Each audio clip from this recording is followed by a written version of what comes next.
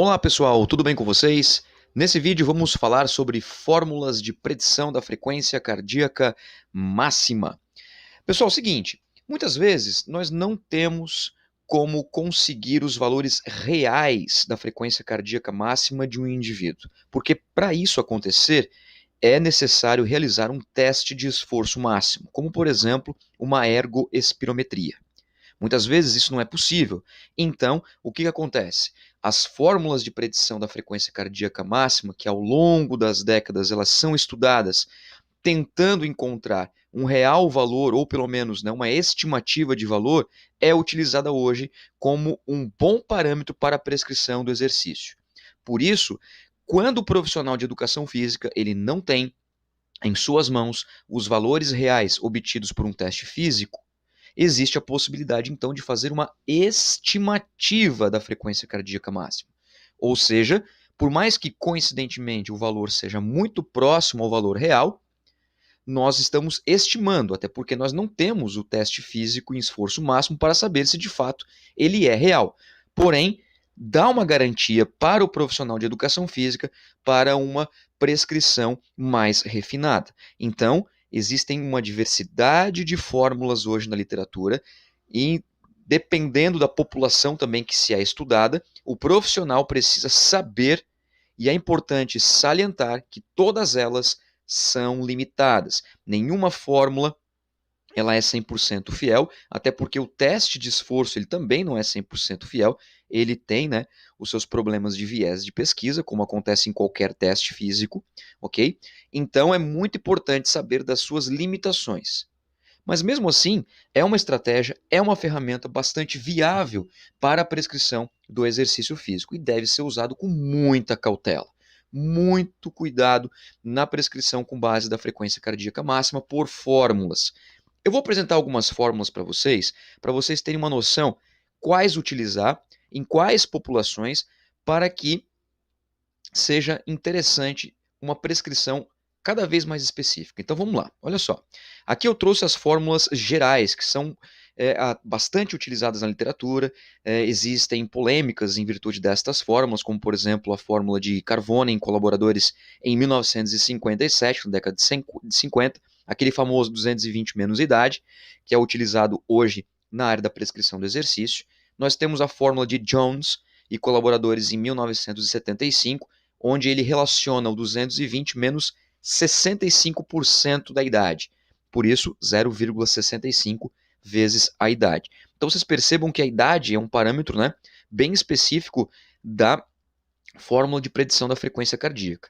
Tanaka e colaboradores em 2001, que é uma fórmula bem interessante, ela parece que é um pouco mais próxima dos valores reais, em alguns estudos mostrados já, tem a sua fórmula de 208 menos 0,7 vezes idade, ou seja, 70% da idade.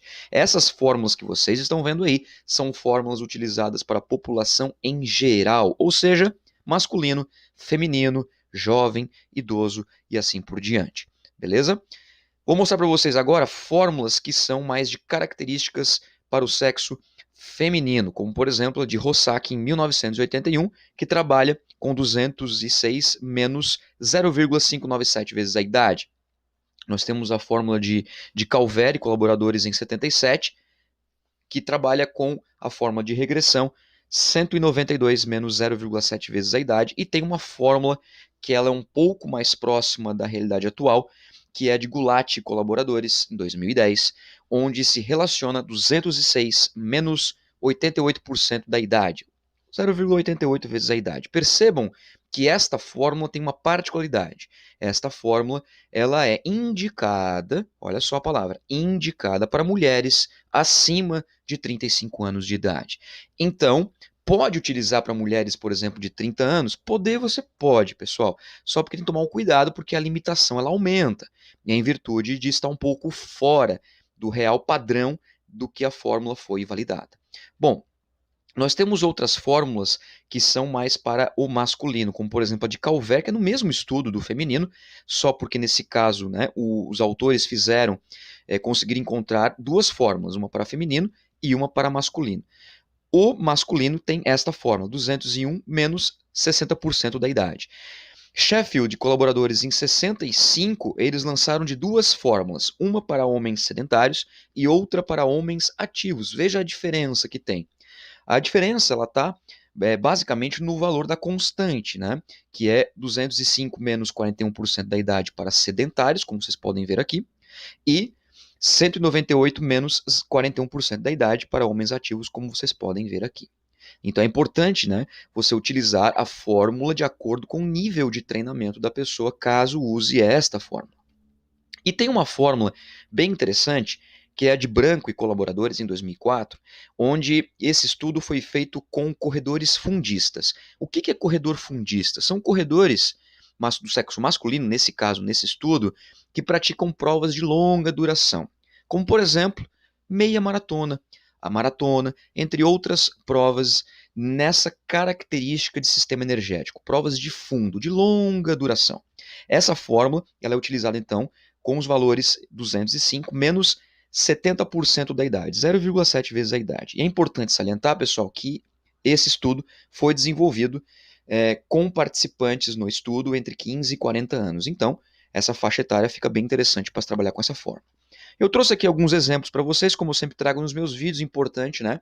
Para que a gente consiga entender de fato, na prática, como que a gente utiliza, então, os nossos conhecimentos, e eu trouxe aqui para vocês, por exemplo, vamos supor que você tenha uma aluna, que seja uma mulher de 40 anos de idade, e você utiliza então a fórmula de Gulati, de 2010, e colaboradores. Percebam que, né, fazendo o cálculo 206 menos 0,88 vezes 40, que é a idade neste exemplo, nós temos então a frequência máxima de 171 batimentos, já arredondado, ok? É importante falar e ressaltar, lembrar, pessoal, é um valor estimado da sua frequência cardíaca máxima para esta mulher, tentando se aproximar cada vez mais da especificidade da fórmula. Se nós pensarmos, por exemplo, num maratonista do sexo masculino de 26 anos de idade, onde compreende a fórmula de Branco e colaboradores, substituindo os valores na fórmula, nós temos então que a sua frequência máxima é de 187 batimentos. Muito bem. Tendo estes valores, e vejam só, são valores que nós estimamos, onde não se tem a possibilidade de realizar um teste de esforço máximo, a partir destes valores, de acordo com a individualidade biológica, nós vamos prescrever o exercício.